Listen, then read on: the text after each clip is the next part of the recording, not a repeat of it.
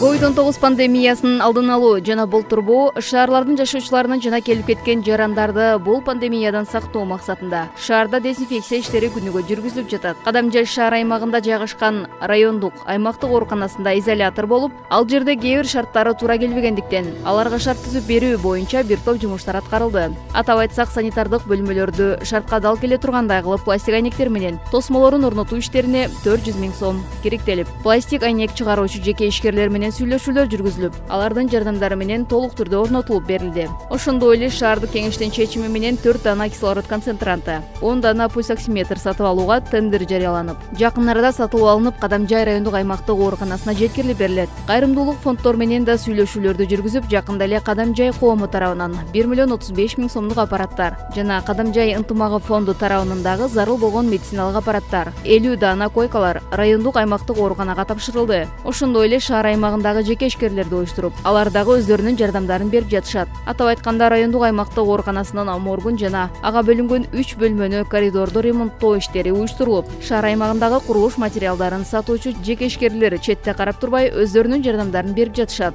Бул соопчулук иштерге шаар аймагындагы жеке ишкерлерге жана кайрымдуулук фонддорго мэриянын атынан жана шаар тургундарынын атынан чоң ыраазычылык билдиребиз, дейт Кадамжай шаардык мэриясы.